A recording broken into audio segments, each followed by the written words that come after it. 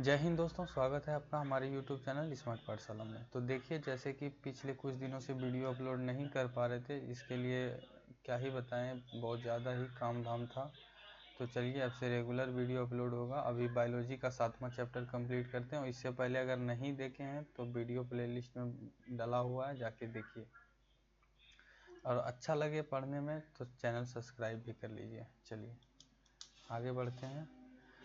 पहला है, एक विशेष कार्य करने वाले समान कोशिकाओं के समूह को क्या कहते हैं। बायोलॉजी का 7वां चैप्टर है। चलिए, इसको कहते हैं आनुवंशिकी।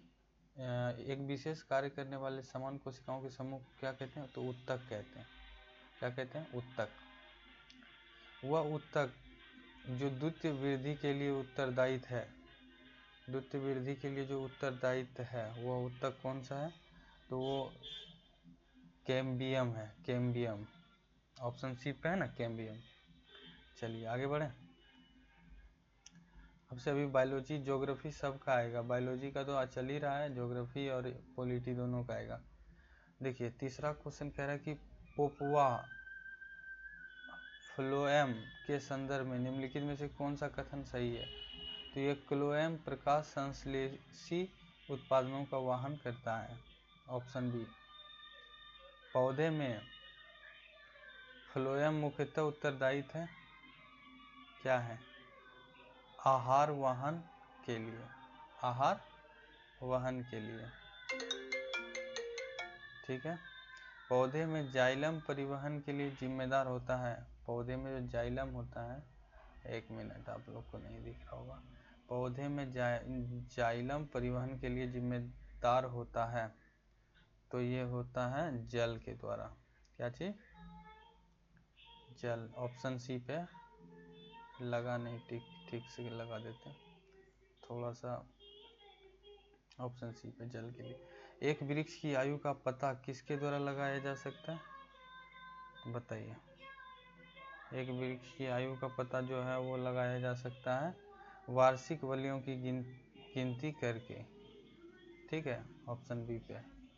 आगे बढ़ते हैं। आप लोग कहीं से भी पढ़िए और यहाँ MCQ लगाइए।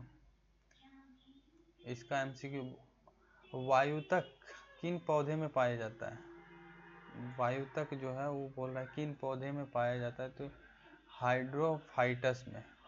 हाइड्रोफाइटस में। अरे भैया अभी कॉल मत करो।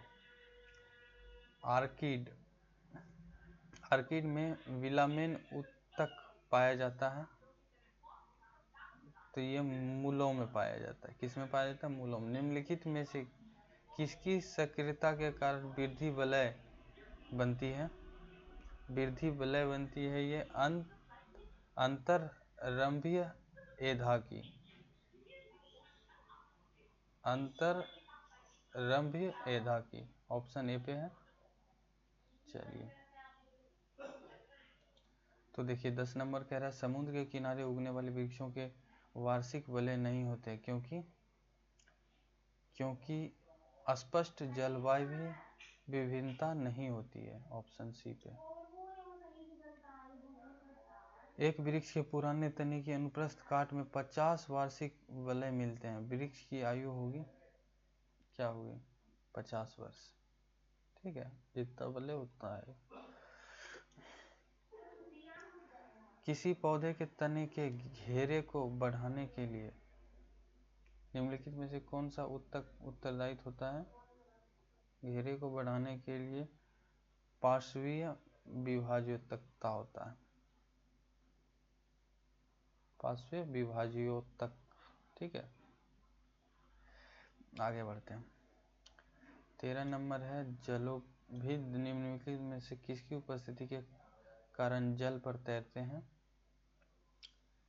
जलोभिद किसकी उपस्थिति के कारण जल में तैरते हैं, वायुतक के कारण, ठीक है, वायुतक।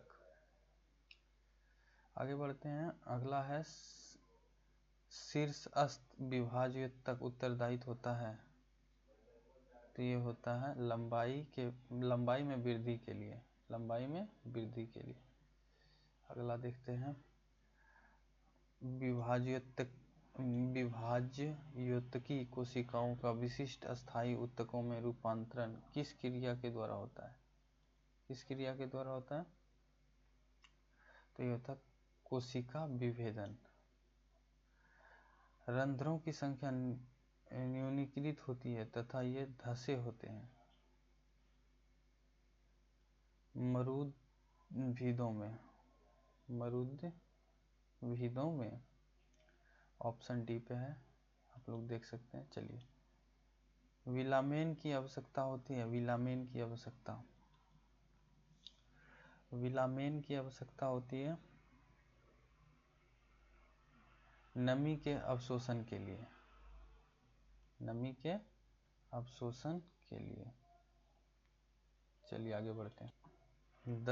18 नंबर क्वेश्चन देखिए। 18 नंबर कह रहा है निम्नलिखित में से कौन सा एक कथन सही है?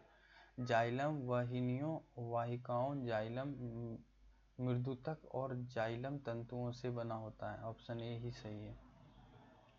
चलिए अगला देखते हैं। पार्श्व विभाजक उत्तरदायित्व होता है ये होता है मोटाई में वृद्धि के लिए। ऑप्शन बी पे है। पादपों में मेरिस्टेमी ऊतकों के बारे में निम्नलिखित में से कौन सा कथन सही है? ये केवल किसी वृक्ष की छाल में होते हैं। ऑप्शन सी वाला सही है, ये केवल किसी वृक्ष की छाल में होते हैं। अगला देखते हैं। 21 नंबर कह रहा है वाणिज्य मूल्यों वाला कार किससे प्राप्त होता है? ये होता है क्वेकर्स सुबेर से। वाणिज्यिक मूल्य वाला कार किससे प्राप्त होता है? क्वेकर्स सुबेर से। याद रखिएगा, थोड़ा सा डिफिकल्ट है। निम्नलिखित में से किस एक भारतीय वैज्ञानिक ने पादपों में जल की लंबी दूरी के अभिगमन का सिद्धांत प्रस्तुत किया? जल की लंबी दूरी का जेसी बोस ने किया था। कौन किया था? जेसी बोस। जल की लंबी दूरी के अभिगमन का सिद्धांत प्रस्तुत किया था जेसी बोस, याद रखिएगा। अगला देखते हैं। 23 नंबर देखिए, कह रहा है निम्नलिखित में से कौन से पादप ऊतकों में मृत कोशिकाएं होती है? तो दृढ़ धोतक के कारण। ठीक है, ऑप्शन डी पे। पौधे के कुछ भाग मोड़ने पर बिना टूटे आसानी से मोड़े जा सकते हैं। कुछ भाग जैसे पत्ते और तने की इस नम्यता का कारण किसकी वायव्यत को माना जा सकता है? तो ये माना जा सकता है दृढ़ोत्तक को। दृढ़ोत्तक। ठीक है, अगला देखते हैं। अगला है पौधे में लचीलेपन के लिए कौन सा ऊतक जिम्मेदार है? लचीलेपन के लिए बोल रहा है, पौधे में लचीलेपन के लिए कौन सा ऊतक जिम्मेदार है?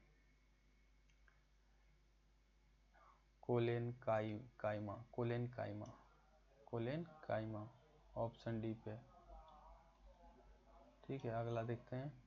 अगला है जलीय पादपों में बड़ी वायु थैलियाँ एयर शेप उनमें उत्प्लावन प्रभाव प्रदान करती है। ये थैलियाँ निम्नलिखित में से किस प्रकार के ऊतकों द्वारा घिरी रहती है? किस प्रकार ऊतक? मृदुतक, पेरेन्काइमा। मृदुतक पेरेन्काइमा कहते हैं। निम्नलिखित में से कौन सी अस्थायी ऊतक की विशेषता है? तो ये है अंतरकोश के अंतराल मौजूद होते हैं। ऑप्शन डी पे। अगला देखते हैं। अगला है निम्नलिखित में से कौन सी मूल शीर्ष विभाजोत्तक के बीच की परत है जो बलकूट को जन्म देती है? पेरीवलम कहते हैं उसको। क्या कहते हैं? पेरीवलम। ऑप्शन डी पे। तो चलिए अभी का सेशन यहीं पे समाप्त करते हैं और नेक्स्ट क्लास अभी ज्योग्राफी का देखेंगे, अपलोड करेंगे। तो आप लोग चैनल पर बने रहिए। चैनल अच्छा लगे तो चैनल सब्सक्राइब कर लीजिए और लाइक भी कर दीजिए वीडियो को। चलिए मिलते हैं नेक्स्ट वीडियो में। जय हिंद, जय भारत।